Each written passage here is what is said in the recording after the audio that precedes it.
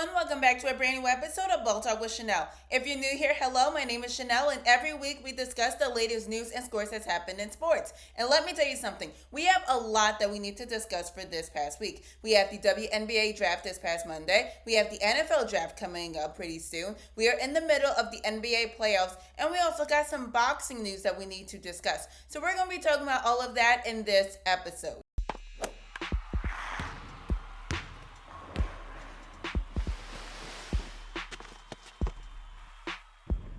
Before we get started, please be sure to check out the description box down below. That will give you all of my social media accounts. And if you want to listen to this episode on the go, then be sure to go and follow my Spotify because that's where all of these episodes will be located. And also, too, these videos are available on Patreon. So if you go to www.patreon.com/balltalkwithchanel, or you can click on the link in my description. You can go and you can find my Patreon page and be sure to go and follow because these videos and episodes are available 100% free.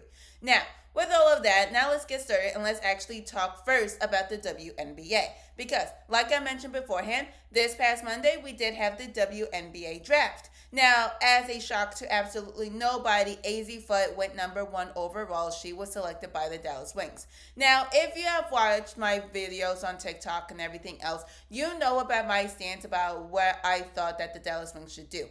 I feel like the Dallas Wings already have so many guards on the team that there is just no reason to go and pick up another guard. They just re-signed Enrique Gumbawale. They just re-signed Grace Berger. Of course, you got Paige on the team. You still got players such as Sundell.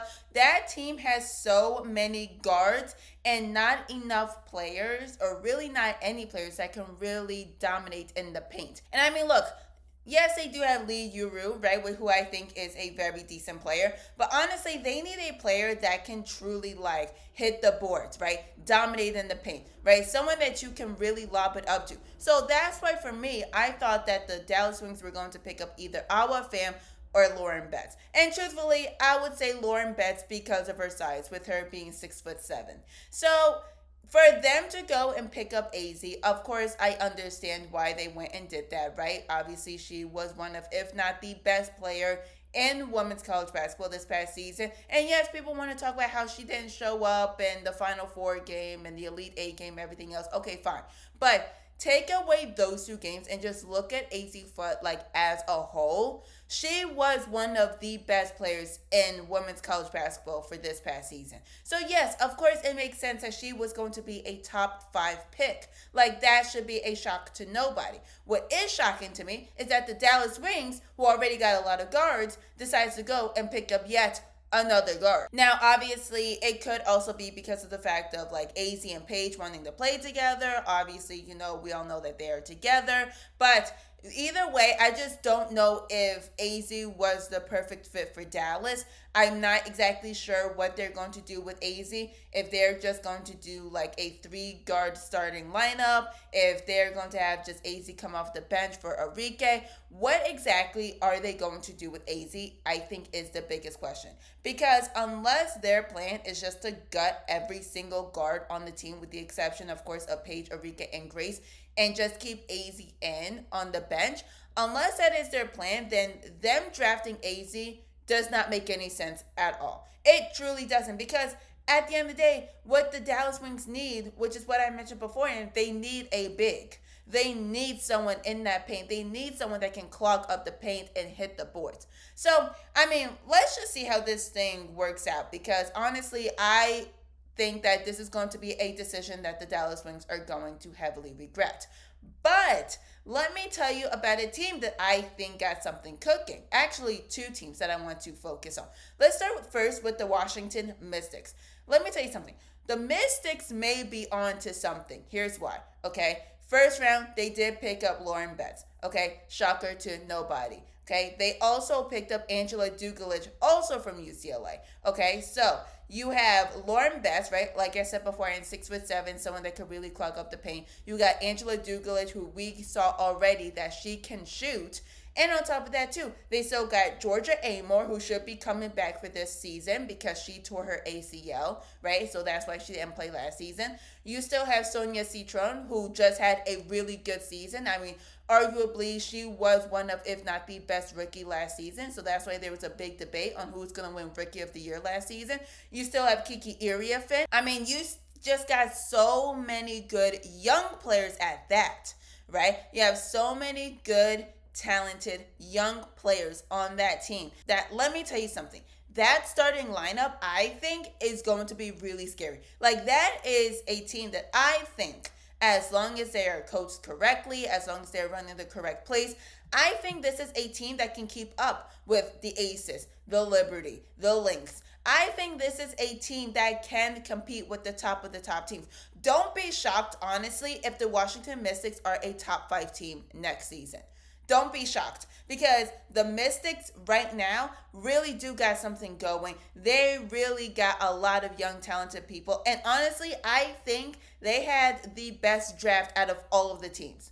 They drafted exactly what they needed, which was they needed a big, and that's why they went and picked up Lauren Betts. They needed a couple of shooters, someone that can help out, your Georgia Amores and your Sonia Citron, right? So you already got everything set up for success. Obviously, now it's all about trying to fill in the bench, making sure you got some depth in the roster. But listen, that could come later. Right now, you need your core to be able to be on the court, to be on the floor, and be able to compete. And right now, I think that the Washington Mystics absolutely got that. But another team that I want to look at too are the Chicago Sky. Now, if you did not know, right, I was really devastated when I saw that the Chicago Sky went and traded Angel Reese. I just felt like that was just not a good move at all, just for various reasons. And if you don't know what I'm talking about, then you can go and check out my TikTok, and I explained all of that there. But here's the thing, though, right? With the Chicago Sky trading Angel Reese, I feel like the players that they did get in return could honestly make up for them not having Angel Reese. Now, obviously, they're not going to be able to pick up their popularity. They're not going to be able to get that really back. But let me tell you something. They signed Skylar Diggins, right? Obviously, this has nothing to do with Angel Reese and everything else, okay? I'm just saying, who they have picked up and who they have drafted since trading Angel Reese, right? That's what I'm talking about here. They signed Skylar Diggins, okay? They signed Dejanay Carrington. They drafted Gabriela Jaquez. They got Azura Stevens. They got a really, really good lineup. Let me tell you something. Chicago was somebody that I felt like they just did not have any solid guards. Really somebody that could really run the paint. It's almost like it's the complete opposite of the issue that the Dallas Wings had, right? Where the Dallas Wings got so many guards that they don't have a lot of bigs. I feel like the Chicago Sky were the complete opposite, where they just had so many bigs, right? A lot of good bigs at that they just did not have a lot of guards. But now, right, with Skylar, with Dejanay, with now Sheldon too is also on the team, right? You still have Rachel Banham that's on the team. You got Azura Stevens. You got Camila Cardozo. They actually got a really solid team going, right? Now, would they be able to be like the Washington Mystics? Who knows, right? But listen, I think they are moving in the right direction, right? When it comes to bettering their roster, right? Strengthening their guard position. I think that they have made such great decisions, great signings. And honestly, though, they could be cooking next season. Now, what's really interesting about this is that a lot of people were trying to figure out, okay, well, with all of this signing, what's going to happen with Hailey Van Lith? And I already talked about this on my TikTok and everything else, but I'm going to talk about it more in details over here. So, like I said beforehand, they got Rachel Banham, they got Dejanay Carrington, they got Skylar Diggins. They already picked up a lot of guards. They even just drafted Gabriela Jaquez, okay? Now, here's the thing with Hailey Van Lith. She did not have the greatest season last season. I don't care if you guys say, oh, well, she had an ankle injury, blah, blah, blah, blah, blah. No, she just did not have that solid season. That's why she was over here coming off the bench. Okay, let's be honest here, okay? And I like Hailey Van Lith, okay? I've been watching her since she was a freshman at Louisville, okay? I think she is a phenomenal, phenomenal player, right? But I think her limitations on the court is why I think she will continue to come off the bench unless she significantly improves. What do I mean by this? Hailey Van Lith, as we saw at Louisville, right? As long as the system is really built around her, she can score, she can ball out, right? We saw what happened when she transferred over to LSU with Kim Mulkey, and Mulkey decided to put her in the point guard position, right? She struggled, okay? Let's be honest here. She struggled, okay? She just could not keep up at the point guard position. Then when she went and transferred to TCU, right, we saw that redemption. So the thing with Hailey Van Lith is that she's very limited in that she cannot be a point guard. She has to be a pure shooter coming off the ball, right? She is someone that cannot have the ball in her hands. She needs to be moving off the ball purely as a wing shooter, okay? She cannot do anything else because if so, like, you will see, like, she will struggle, okay? She doesn't have that good of handles. She's not the most athletic person on the court. And on top of that, she is kind of a liability on defense. Okay, and like I said, I like Hailey Van Lith, but let's be honest on what her limitations are.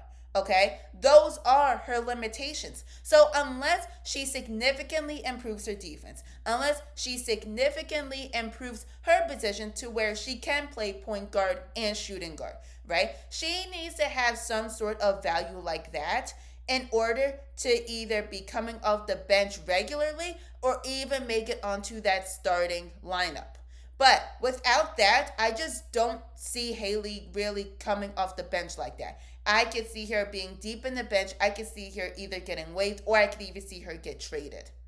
And let's be honest here, okay? I really like Hailey, okay? I want to emphasize that, right? This is not me hating on Hailey, okay? I really, really like Hailey. But with Skylar, with Dejanay, even with Gabriella, who showed that she can shoot, right? She showed that last season, right? With Rachel Bannon, I just don't see the Sky really going and utilizing Hailey, right? I really don't. I would not be shocked, like I said, if they decide to go and trade Hailey to another team. And truthfully, maybe that's just what she needs. Maybe she just needs to be on another team, right? Where they would give her a little bit more of a chance, where they would keep her in the shooting guard position and just allow her to play that natural position that she is able to play. But outside of that, her with the Sky, I just don't see this happening at all. I just don't really see her coming off the bench that often. I just don't think we are going to see a lot of production from Hailey Van Lith this season, okay? But before I switch over from the WNBA draft and everything else, I want to talk about something that I talked about a little bit on my TikTok, on my social media, that a lot of people seem like that they disagree with me on. Because something that really pisses me off about the WNBA draft is this, okay? So you have 3 rounds in the WNBA draft, okay? Three rounds. The draft is not that long, okay? It's really not. You don't have that many teams. The draft is really not that long. So first round, of course, you have the commissioner, Kathy Engelberg, come out. They call the player up. The player is smiling. They're crying, right? You know, you can see like, you know, the laughter, but then the laughter of like absolute joy. They're hugging their family. They're hugging their friends, right? They walk up onto the stage. They hold up the jersey, okay? Standard, right? That is what you see with every single draft, no matter what sport you watch. But in the second round, right, what do you see? You see the names get popped up on the screen just regularly, or you see analysts like Ryan Rucco talk about what the next 3 draft picks were. And then in the third round, it's even worse because you just see the names pop up on the screen and like that's it, okay?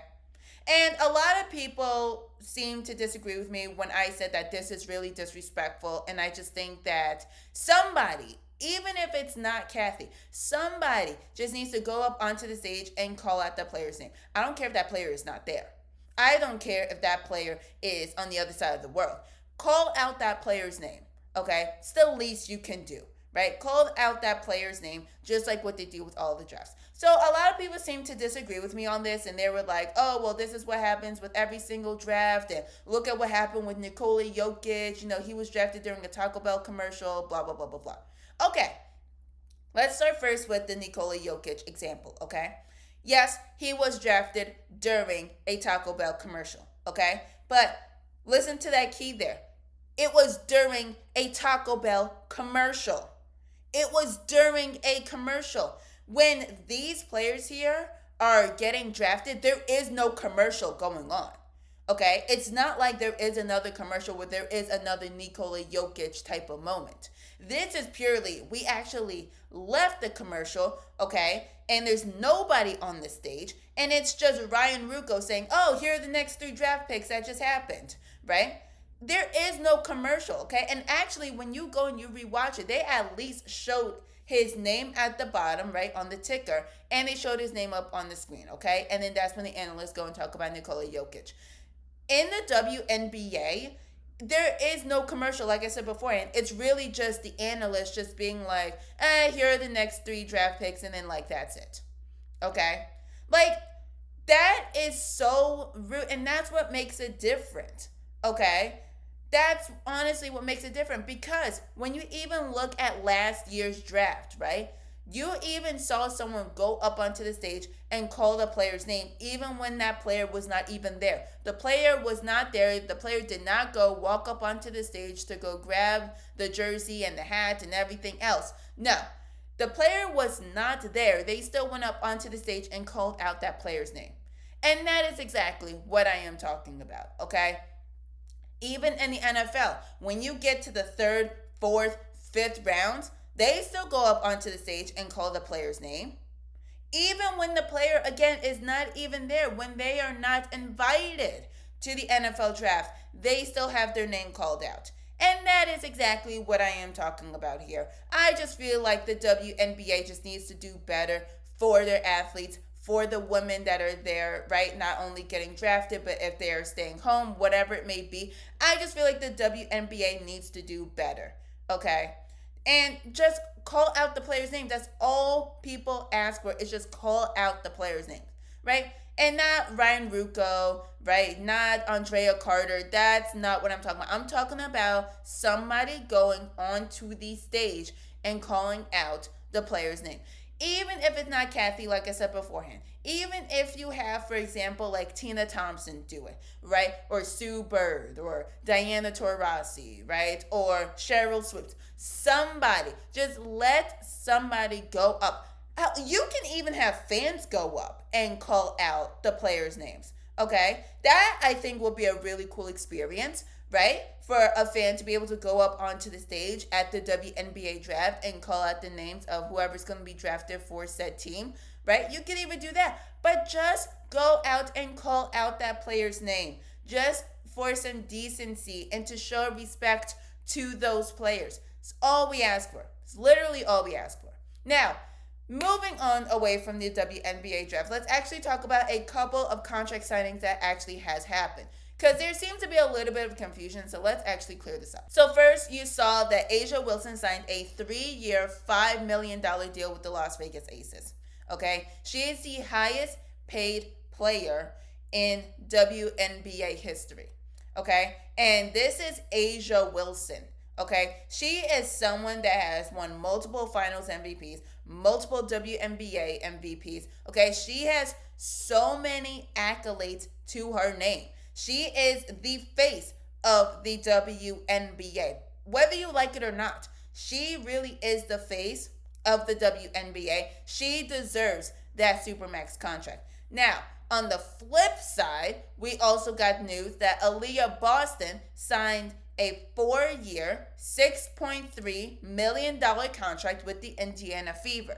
And with this contract, it is the highest total contract, right, in WNBA history. And a lot of people seem to be confused by this because they were like, oh, I thought it went to A'ja and everything else. So the difference is, though, is that A'ja going 3 years, $5 million, right? That everything is all guaranteed, okay? Now, with Aaliyah Boston, on the other hand, 4 years, $6.3 million, not all of that is guaranteed, which is why A'ja Wilson is still the highest paid player in the WNBA and the highest paid player in WNBA history.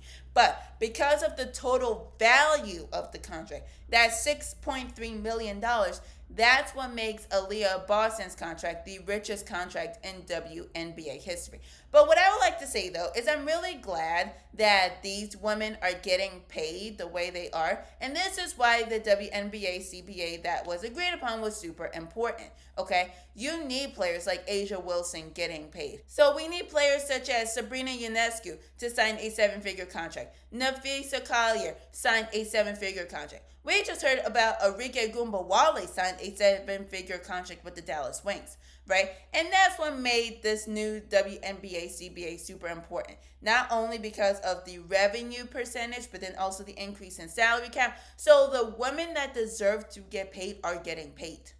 Okay? They are getting paid, and I love that for them. Okay, I absolutely love that for them, and we need to continue on to this trajectory because we see that the WNBA is growing, which means that as long as the WNBA is growing, these women are continuing to get paid and will continue to get paid as the years come. So I really love that for those two. Congrats. And now I want to move on and talk about the NBA because like I said beforehand, right now we are in the middle of the playoffs, but we did just have the play-in tournament this past week. So let's actually talk about what just happened. So let's start first with the Eastern Conference. So the first game that we saw was the game between the Hornets and the Heat. Now the Hornets ended up winning in overtime. They won 127-126 and knocked out the Miami Heat.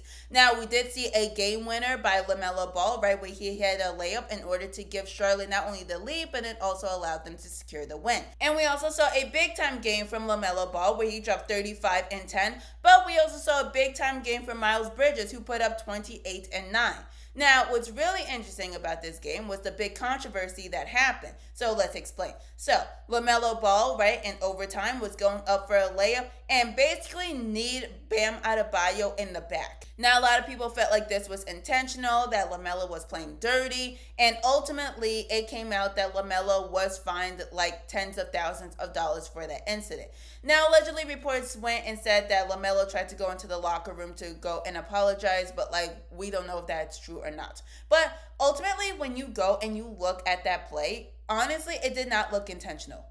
It just looked like LaMelo just went up for a layup, and it just looked like his knee just accidentally went and hit Bam in the back. Like, I just don't think there was anything malicious about the way Melo went and hit Bam in the back. Like, I just don't think, like, his intention was to go and hurt people. Like, you know how, for example, right, when you see some of the crazy stuff that you see Draymond Green doing, right, whether it is him trying out a new WWE move, whether it is him kicking LeBron James in the balls, whatever it may be, right, his looks a little bit more, like, egregious. It's like, dude, like, what are you doing? Like, this did not give that. Like, if the refs at that point decide to go and give, like, a flagrant one foul, then, like, obviously that would be, like, understandable. But I just don't think there was anything malicious about what LaMelo did. I really don't.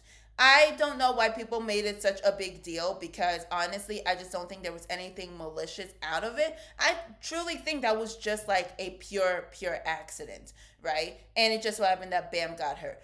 And so now the Hornets move on and they will play the loser of the Magic and the Sixers game. Now, looking at the Magic and Sixers game, the Sixers ended up winning 109-97. Now, from the Sixers end, they did see a really big game from Tyrese Maxey, right, their star player, where he put up 31, 2, and 6. And then from the Magic standpoint, they actually saw a big game from Desmond Bane, right, who put up 34, 3, and 3. Now, what's interesting, though, is that the Sixers now move on to go face the number 2 seed Celtics. And honestly, I'm not going to lie to you, I just don't think that the Sixers have enough to knock out the Boston Celtics. I mean, between Tatum being back and he's playing really good ball, you would have thought that Tatum was not out for like almost a year, right? With a torn Achilles injury at that. Like, that is how good of a ball game that Jason Tatum has been playing so far. You still have Jaylen Brown, right? Who honestly should be in conversations for MVP. Not going to hold you. But I'll talk more about that next week. But either way, right, Jaylen Brown is having a really good season. Like, the Celtics, as always, has been having such a good season. And with Joel Embiid being like, you don't know if he's going to be in, if he's going to be out because of an injury, right? Because of all of that, you really don't know if he's available, which means that a lot of your reliance is on Tyrese Maxey and even VJ Edgecombe. And I just don't think that the Sixers really have enough to really go compete with the Celtics. So I think that series, and I'll talk more about that in the next episode, but I just think that series is going to be really interesting to see, like whether the Sixers will be able to have enough, if they have what it takes to be able to stop a Jaylen Brown or a Jason Tatum, right? But that's just my overall prediction. I just don't think that Philly will be winning that series. But they did manage to go and beat the Magic, and now you have the Hornets versus the Magic. So what's really interesting about this is the fact that the Hornets are one game away from going to the playoffs. They have not made the playoffs in like 10 years. That's what's crazy. They have not made the playoffs in 10 years. Okay, which is a little crazy to say. All they have to do was just go beat the Magic and they can secure a playoff spot. And no, the Magic ended up winning. And not only did they just win, they blew out the Hornets. They won 121-90. Okay? Paolo Banchero was the main guy for the Magic. Shocker to anybody. He put up 25, 5, and 6, and now the Magic would be moving on to face the number 1 seed Detroit Pistons. Now, the thing with Charlotte is that it's really crazy how they were this close of making the playoffs, but currently their playoff drought continues, right? They actually have the longest playoff drought in the NBA as of right now, which is a little bit crazy to say. But I honestly think that the Hornets do got something going, right? Between LaMelo Ball, with Brandon Miller, with Con Knipple, right? Like, I think they are a couple of pieces away from really having a good young team. But it does suck, right? The fact that you would think that, wow, we would get to see the Hornets in the playoffs, like, for the first time in I don't know how long, right? Which would be 10 years. But they just could not complete it, you know? I mean, LaMelo Ball did put up like 23 points, but I mean, you really didn't see any show from like any other player. And I think that's ultimately what the issue came down to. So like I said, as long as they continue to build around those three, right? The LaMelos, the Brandons, the Cons, right? And they just continue to just foster this young core and just keep them growing and developing. I do think they could be a good team, right? Especially in the Eastern Conference, which is relatively weak. So honestly, I could see the Hornets being good in the next 2 to 3 years as long as the Hornets continue to build up that team. But it does suck that we're not going to be able to see the Hornets for this year, but we're going to have to wait to see them next year. And like I said beforehand, the Magic will be moving on to face the Detroit Pistons, who are the number 1 seed. Now, do I think that the Magic has enough to beat the Pistons? No, I don't. I truly don't. I would be shocked if they won. Okay, I think, though, that the Pistons, between Jalen Duren and Cade Cunningham, I mean, they have been playing such good ball that I just think that, like, unless Banchero puts up, like, 50 to 60 points, like, every single game, right, I just don't see the Magic having enough to be able to stop the Pistons. I really don't. And like I said, this is just a prediction of mine. I just don't think that they have enough to be able to keep up with Detroit. But I think that series is going to be really interesting because the Detroit Pistons really have been balling out this season especially. Okay, so that is going to be a really interesting series to see. But now I want to switch over and talk about the Western Conference and see what's happening there. So first game that we saw was a game between the Trailblazers and the Phoenix Suns. Now the Trailblazers did end up winning 114-110. Now here's the thing with the Trailblazers, okay? I also think that they are a couple of years away from really being a serious threat in the Western Conference. I think the problem right now that probably threw them off was just this whole issue between Terry Rozier and Chauncey Billups, right? Chauncey being their coach, right? And that whole gambling situation that happened in the beginning of the season. I think that kind of like threw them off just a little bit, but I don't think it threw them off significantly to the point where they don't have a good enough team where they can really be competitive. Now, what's really interesting about this game is that we did see a really big game from Deni Avdija, okay? He put up 41 points with 7 rebounds and 12 assists. Deni Avdija put up 41 points against the Phoenix Suns. Like, that was crazy. But what's also crazy is that looking at the Suns, you saw a big game from Jalen Green, who put up 35 points with 5 rebounds. So it was such a big game. Like, they both had players that just had big games. It was just that the Trailblazers was just too much for the Phoenix Suns. Now, the Trailblazers would be moving on. They're facing the number 2 seed San Antonio. Now, do I think Portland has enough to beat Wemby and the San Antonio Spurs? I actually think this one will be interesting.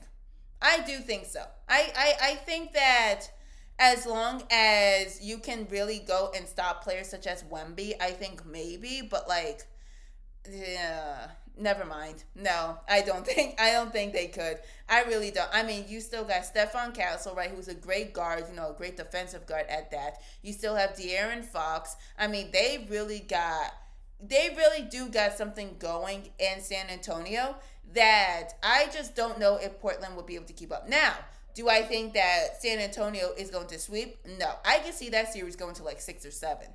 I really could. I truly could see that series going to 6 or 7 games. But ultimately, I do think, though, that San Antonio would just overwhelm Portland, and I think that they would just knock them out. But, like I have been saying with the Charlotte Hornets, with the Orlando Magic, everything else, I think that Portland is a couple of players away from truly, truly being a great team. I really do. Like a really good young team, someone that could really keep up with like OKC type of good. You know what I mean? But like I said, I think that series is going to be really interesting. But now let's move on. Because now we have the Warriors and the Clippers. Now the Warriors end up beating the Clippers 126 and 121 and effectively knocked them out. Now we saw a really big game from none other than Steph Curry, who put up 35 points. Okay. And what's really, really petty, I don't know if you guys ever saw this, but it was Chris Paul who reposted about the fact that the Warriors went and knocked out the Clippers. And he kind of was being petty because he posted a meme about it. But either way, outside of that, I think that the Warriors, honestly, with Steph Curry, like if they're gonna get Steph Curry going, like there is just no way that you're gonna be able to beat them. Honestly. Like you have to slow down Steph. Okay? You do. You have to slow down Steph. And let me tell you something. Now we get on to the Warriors and the Suns. And what do you think the Suns did? They slowed down Steph Curry. And the Suns ended up winning. Now the Suns ended up winning 111 to like 96. And you did see a big game from Jalen Green, who put up 36 points with 6 rebounds and 4 assists. And that's exactly what the Suns did. They slowed down Steph, who had like 17 points, shot 25% from the field. Okay, they slowed him down. And on top of that, had a guy that was going off for like almost 40 points. Now, the Suns do move on, and they're going to be facing the number 1 seed, Oklahoma City Thunder. And I just think that OKC is going to win. In fact, I would not be shocked if OKC actually swept the Suns in the first round. I'm not going to lie. They're just that good. They're just that good of a team. I could see them sweeping the Phoenix Suns in the first round. I could. I truly, truly could see that. Now, could I see them winning like 5 or 6 games? Yeah, I mean, sure. But like, just know I would not be shocked at all if OKC went and swept the Suns. But talking a little bit about Golden State, I think this is the point in which Steve Kerr, the Golden State Warriors, they really need to look at what exactly is their team going to look like post Steph Curry. Like, your game plan cannot be continuously, oh, let's just hand the ball to Steph and then like let him do his magic, okay? Steph is older. Steph's in his mid-30s, okay? You could see him retiring in like the next couple of years, okay? Now, he obviously is slowing down, right? He's not as quick as he used to be, everything else, right? Which naturally that comes with age. But I think this is the time where it probably hit Steve Kerr and the Golden State Warriors of like, holy crap, like we need to do something. We need to do something because just trying to give it to Steph and then just hope like stuff happens is just not working at all. Now, maybe they'll do something for this upcoming NBA draft, which obviously I'll talk about in the future as we get closer to the draft. But I think this was truly a wake-up call for the Warriors of like, holy crap, we need like a young team to like get going. And we need a young team like ASAP, no Rocky. We need a really young team to really get things going. Because if not, we are going to continue to get bounced from the playoffs every year. Or even get bounced in the first round. It's just not a good system to work on. Now that is how the play-in tournament panned out. Now we are in the middle of the first round of the playoffs. So obviously I'll be talking more about that in next week's episode. But I want to switch over and talk about the NFL because we actually have the draft this upcoming week. Now, obviously, we all know that the number 1 overall pick will be Indiana quarterback Fernando Mendoza. I feel like this would shock the entire world if Fernando Mendoza is not the number 1 overall pick.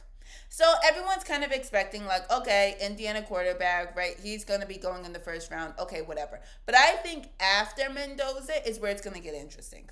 Okay? After Mendoza goes off, what exactly are teams looking to do? Now, I could go on and talk about every single team, what I think they should do and stuff like that, but that would make this episode like 5 hours long, and I don't want to do that. So, what I'm going to do is just focus on 3 teams that I think that everyone needs to be looking at.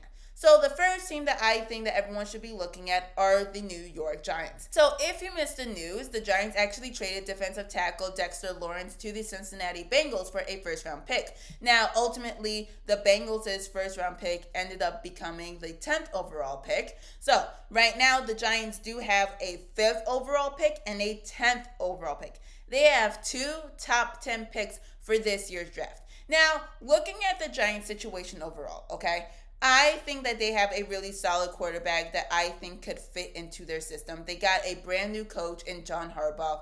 Okay, I think John is going to be giving Jackson Dart a little bit of a chance. I think that the Giants should be giving Jackson Dart a chance. He showed last season that he actually is not a bad quarterback. He actually did not do bad last season, right? So if they decide to go in a different direction than Jackson, then I would be a little bit confused.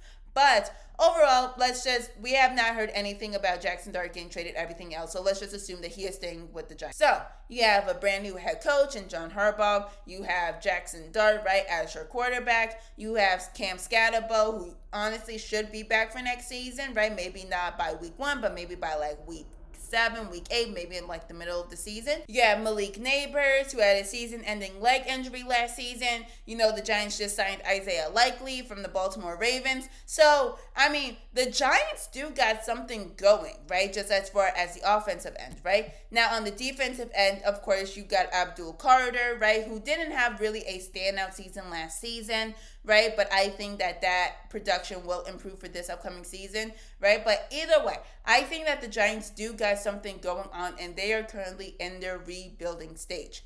Now, what's really interesting is what exactly are the Giants thinking about doing? Are they going to think about adding in another receiver to help out Malik Neighbors?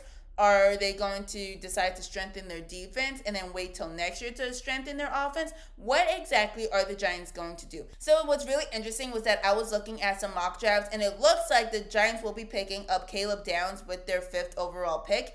And then they will also be picking up Francis Mauigoa with their 10th overall pick. Now, it looks like from these mock drafts, it looks like the thinking for the Giants is that they want to strengthen their defense, right? Which, okay, fine. Perfectly fine. But honestly, though, it's like, what exactly then are you going to do with your offense, right?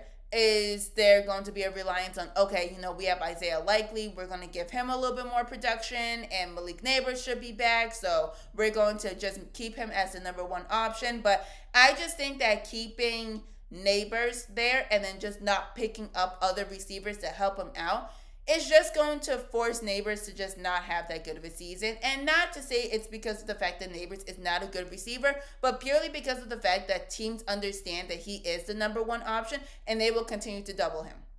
It's almost like what happened with CeeDee Lamb like 2 seasons ago, where people just looked at, oh, well, CeeDee Lamb did not have a good season. But yeah, I mean, he did not have a good season because he was getting doubled and tripled for every single play. So I think, though, that the Giants are in a little bit of a pickle here, right? Because if they don't pick up Carnell Tate with the 5th overall pick, it's looking like, as far as mock drafts go, that the Washington Commanders will be picking up Carnell Tate. So whether the Giants decide to go and strengthen their offense or strengthen the defense, I think is a decision that will be going back and forth until the day of the draft, right? Which, of course, it starts this Thursday. But what I think the Giants should do, honestly, is really just focus on strengthening your defense. I actually would not be worried about strengthening the offense right now. Okay, especially given that, like I said before, and you got Isaiah Likely, you got Malik Neighbors that should be coming back, you got Cam Scatterbo who should be coming back, right, for this upcoming season. You still got Darius Slayton, right, who, yes, he's older, but he can still be productive, like, as your second option, right? You could still put in, like, a Darnell Mooney who isn't that bad, right? So, I mean, you have a little bit of other options, so it's not like you're really desperate that you need some offensive options, like, on the field. But I just think by strengthening the defense, you give the Giants a chance to have a better season. So, I just think what the Giants decisions and what they decide to do with their 2 top 10 picks, I think is going to be really interesting. So now with all that Giants talk, everything else, let's move on to the second team that I think it will be interesting to see what they decide to do, and that is with the Cleveland Browns. And here's the thing. I understand that the Cleveland Browns are like kind of like the butt of the jokes, you know, when it comes to the NFL and everything else. But low-key, they kind of got something going right now. Not going to hold you. Okay, they got Shedeur Sanders and Dylan Gabriel, right, who have shown that they are pretty productive quarterbacks, right? Obviously, with Shedeur looking like being the QB1 for the team. You still have Quinshon Judkins, who's a really good running back. You have Jerry Jeudy as your really good receiver. And then for your defensive players, you still got players such as Myles Garrett. You got Carson Schwarzenegger. You got Denzel Ward. You have quite a few good players on that team. I think the Browns are a couple of pieces away and a good coach away from actually having like a pretty solid team. And so that's why I think this draft is going to be interesting, especially looking at the first round and what the Browns decide to do.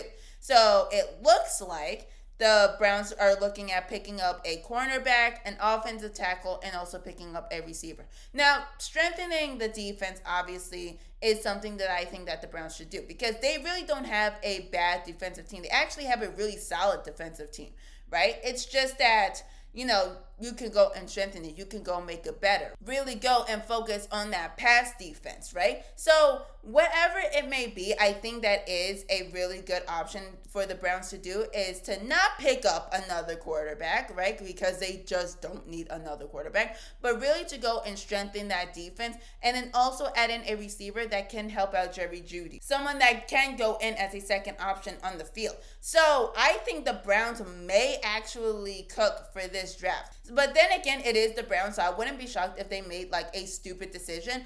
But as long as they go and they draft correctly, they could have a really solid season like this upcoming season. But that is all dependent on as long as they go and they draft correctly. But the third team that I want to talk about, because I want to move away from the Browns, is talk about the Titans. Cam Ward needs help. That's just the bottom line here. Cam Ward needs help. He needs serious help. He needs a lot of help. Defensively, offensively, everythingly, he needs help. That man needs some serious help. Okay? And I think last season truly showed that. Now, I'm not going to sit here and say, oh, the Titans' lack of success is all because of everybody else and not Cam Ward. That's not what I'm saying. That is far from what I'm saying. Because obviously, as a rookie, Cam Ward has made some mistakes. Okay? We all know that. But what I'm saying, though, is that Cam Ward is your generational talented quarterback player on the team. But I mean, from Tony Pollard to Calvin Ridley to Wan'Dale Robinson, like, that man just needs help. That's what it just genuinely boils down to, is that man seriously needs help. Now, what's really interesting was I was looking at the mock drafts, and it looks like the Titans only have for one pick in the first round. And that is their 4th overall pick. So, yeah. So, what they decide to do with that first round pick is going to be interesting. So, right now from mock drafts, it looks like the Titans will be looking at running back Jeremiah Love from Notre Dame. And honestly, I think that would be a really good pickup, right? He's a very strong, explosive running back, right? Someone that could really get the ball off of Cam Ward's hands, right? Most of the time.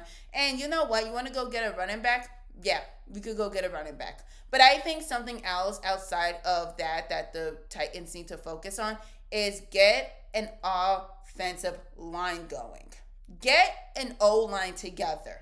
Because why does Cam Ward have 0.5 seconds to just throw the ball or do something before he is ultimately sacked? Like, why exactly is that the case? And honestly, it's because they don't have a real O-line. So I think, yes, it is great, obviously, that you're going to go and pick up Jeremiah Love, right? I think that is a great pickup, right, for the reasons that I just stated. But I think for this draft, too, I think that the Titans, if they want to focus on anything, strengthen that O-line. Strengthen that O-line.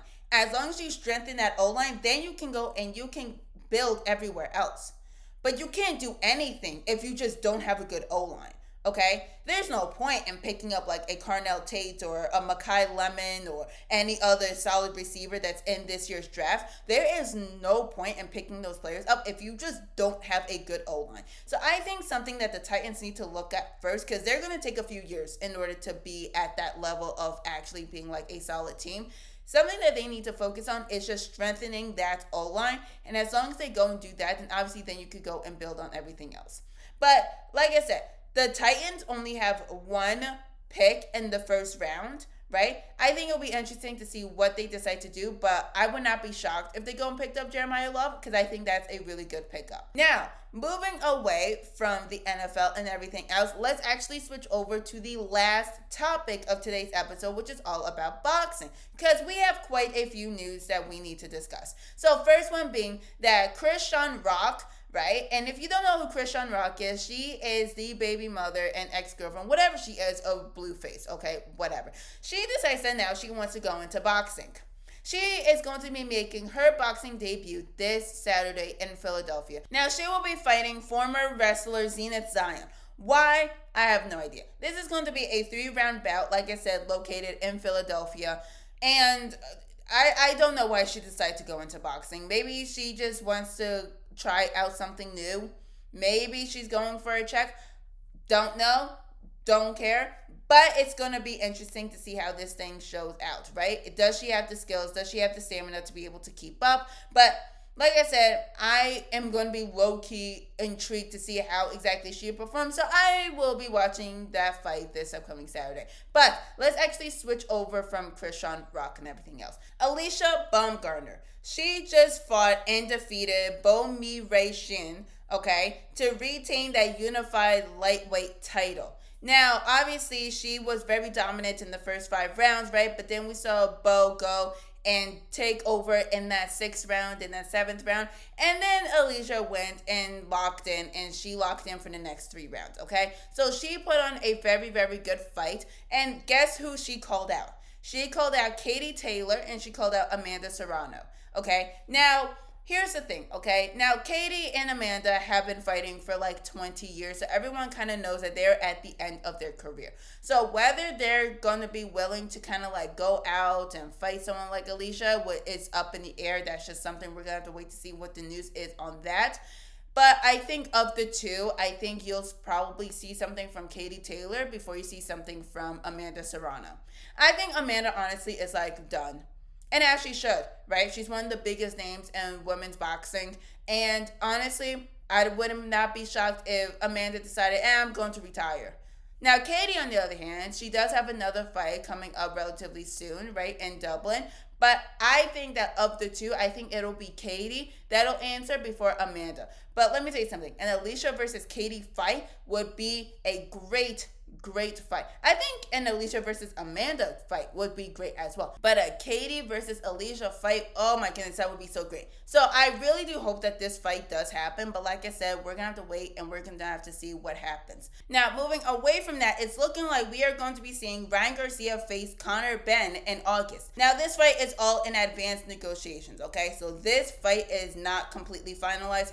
But according to reports, they're in advanced negotiations. It's looking like the fight's going to happen in August, and it's looking like this fight is going to happen in Vegas. Now, what's really interesting is just the fact that nobody knew if Ryan was going to fight like Shakur, if he was going to fight Conor, everything else. But a Ryan Garcia versus Conor Benn fight, I think, would be really, really interesting. Because Conor Benn, as we all know, is a great fighter. And what's really interesting is no matter how great of a fight like Ryan Garcia had in his last fight, okay, people are still not giving him respect yet. So I think that if he goes and he puts on that same performance and he beats Conor Benn, I think that's where more people are going to start respecting him as a fighter. So I think this fight is going to be really big, just as far as Ryan Garcia really being able to fight someone who can probably take his punches, who plays really good defense, is very skilled, right? Being able to go fight someone like Conor Benn, right? And just be able to receive that respect from fans, especially from fans who don't think that he is that good of a fighter. Okay, so, but like I said, this whole thing is in advanced negotiations. It's not officially done. It's not officially finalized, but I really do hope that that is a fight that goes through. But last thing I want to talk about, Anthony Joshua versus Tyson Fury. Now, it's looking like there have been talks for years about Anthony Joshua facing Tyson Fury. Everything kind of fell through. Whether it was nobody agreed on the purse split or people just couldn't agree on anything else, something happened, whatever it may be, that fight just could never come into fruition. But it looks like now, after Tyson Fury's last fight, it's looking like Tyson really wants to face AJ next. Now, as we all know, AJ has not had a serious fight in a while. And I put serious in all caps, underline, whatever you want to call it. I emphasize the fact of serious, okay? Because yes, he did have his fight in December against Jake Paul, but let's be honest, was that a serious fight or was he there to collect the money?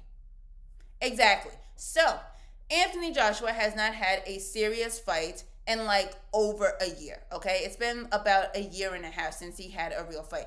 And of course, we all know about the car accident that he got into in Nigeria that killed 2 of his friends. Okay, so he had to step away from boxing for a while. But now it looks like he is back. He's training, right? He's in the gym, right? He's working on his skills. And it looks like he is trying to make his way back into the ring. Now, the question is AJ going to go and face Fury? Okay, after, again, not having a serious fight for like over a year. Now, I just don't think that this is going to be a really good idea from Joshua. I would not be shocked if he took another fight before he decides to go and fight Fury. And the only reason why is just because of the fact that he has not stepped into the ring in a while. He has not. He genuinely has not stepped into the ring in a while.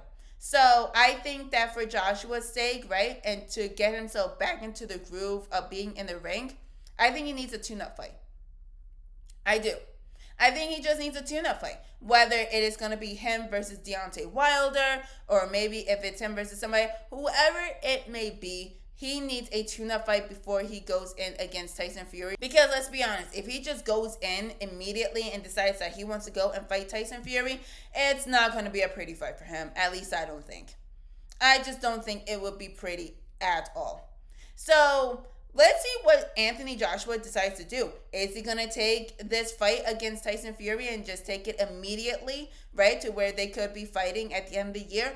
Or is he going to take a tune-up fight? Is he going to take up on Deontay Wilder's offer to go and fight him, and then he'll go and face Fury? Or is he just going to go and fight another fighter before he goes and fights Fury? What exactly is going to happen? We're going to have to wait to see. But that is all for this episode. Thank you so much for tuning in. Thank you so much for listening. Next week, we'll be talking more about the NHL playoffs. We'll be talking more about the NBA playoffs. And we'll do a recap of the NFL draft and so much more. So, I will see you next week. Thank you so much for tuning in, and bye.